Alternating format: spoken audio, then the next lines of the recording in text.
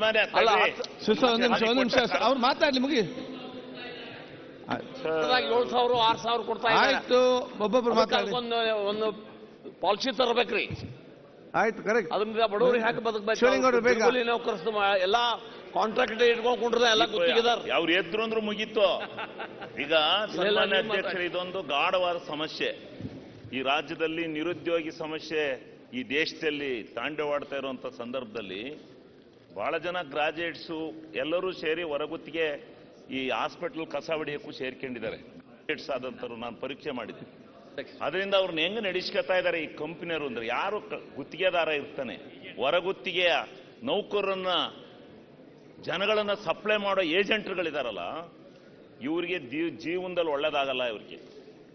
ಇವ್ರು ಮಾಡ್ತಾ ಇರೋಂಥ ಕರ್ಮಕಾಂಡ ಪಾಪ ಸರ್ಕಾರಕ್ಕೆ, ಮಂತ್ರಿಗಳಿಗೆ, ನಮ್ಮ ಕಾರ್ಮಿಕ ಸಚಿವರಿಗೆ ಬಂದಿದೆಯೋ ಇಲ್ವೋ ಗೊತ್ತಿಲ್ಲ.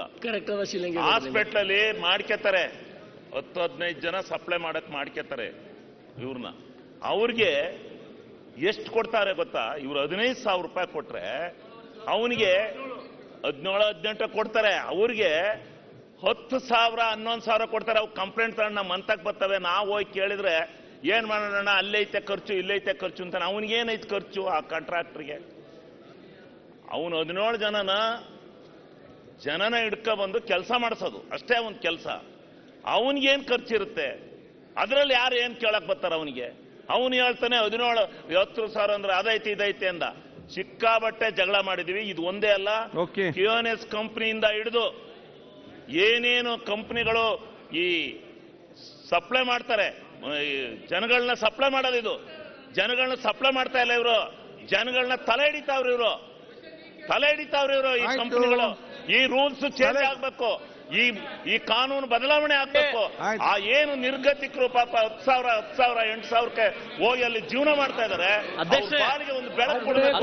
ಇದು ಚರ್ಚೆ, ದೊಡ್ಡ ಚರ್ಚೆ ಆಗ್ಬೇಕಿದು ಈ ಸಂದರ್ಭದಲ್ಲಿ. ಅಂತ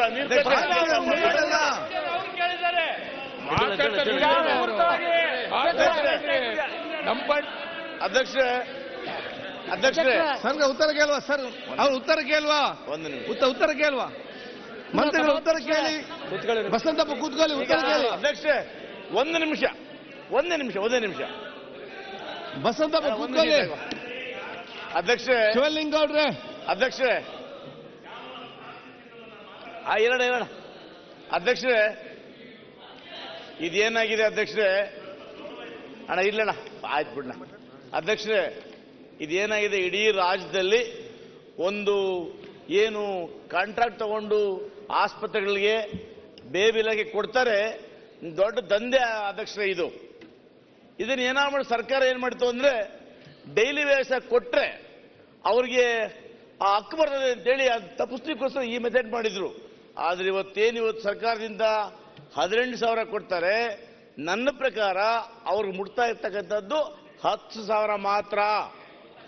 ಅವ್ರೇನ್ ಹೇಳ್ತಾರೆ, ಒಂದ್ ಕಡೆ GST ಅಂತ ಹೇಳ್ತಾರೆ, ಇನ್ನೊಂದು ಕಡೆ ಅಣ್ಣ ಹೇಳಿದಂಗೆ ಆಫೀಸ್ ಎಕ್ಸ್ಪೆಂಡಿಚರ್ ಅಂತ ಹೇಳ್ತಾರೆ. ಇವೆಲ್ಲ ಅಧ್ಯಕ್ಷರೇ, ಇದಕ್ಕೆ ಕಾರ್ಮಿಕ ಸಚಿವರು ಬಹಳ ಪ್ರಬುದ್ಧರು ಕೂಡ, ಬಹಳ ಜನರ ಬಗ್ಗೆ ಕಾಳಜಿ ತೆಗೆದಿದ್ದಾರೆ. ಈ ಇಲಾಖೆಯಲ್ಲಿ ಇವತ್ತು ಎಷ್ಟಿದೆ ಅಂತಂದ್ರೆ, ಈ ಕಾರ್ಮಿಕರು ಯಾವ ಕಾರ್ಮಿಕರಾಗ್ಬೋದು, ಕಾರ್ಮಿಕರು ಕೂಡ ಅನೇಕ ಸೌಲಭ್ಯಗಳು ಮಧ್ಯವರ್ತಿ ಪಾಲಾಗ್ತಾ ಇದ್ದಾವೆ, ಕಾಂಟ್ರಾಕ್ಟ್ ಬೇಸಿಸ್. ಆದ್ರೆ ದಯಮಾಡೋದನ್ನ ಇವತ್ತು ಸಚಿವರು ಗಮನ ಹರಿಸಬೇಕು. ಇವತ್ತೇನು ಜನ ಅಲ್ಲಿ ಬರ್ತಕ್ಕಂಥ ಲೇಬರ್ ಕ್ಲಾಸ್, ಹಾಸ್ಪಿಟಲ್ ಟೈರ್ ಕ್ಲೀನ್ ಮಾಡ್ತಕ್ಕಂಥವ್ರು, ಒರೆಸ್ತಕ್ಕಂಥವರು, ಅನೇಕ ಇಲಾಖೆಗಳಲ್ಲಿ ಲೇಬರ್ ಕ್ಲಾಸು. ಅದಕ್ಕೆ ಸಮಗ್ರವಾಗಿ ಏನಾದರೂ ಕೂಡ ತಾವು ಯೋಚನೆ ಮಾಡಿ ಆ ಪದ್ಯದ ಹೊರತಂದು ಕನಿಷ್ಠ ಪಕ್ಷ ಹಿಂದೆ ಏನಿತ್ತು ನೇರವಾಗಿ ಹಣ ಪಾವತಿ ಮಾಡುವ ವ್ಯವಸ್ಥೆಯನ್ನ ಮಾಡಬೇಕು ಅಂತೇಳಿ ನಾನು ಇಡೀ ಕರ್ನಾಟಕ ರಾಜ್ಯದ ಕಾರ್ಮಿಕರ ಪರವಾಗಿ ವಿನಂತಿ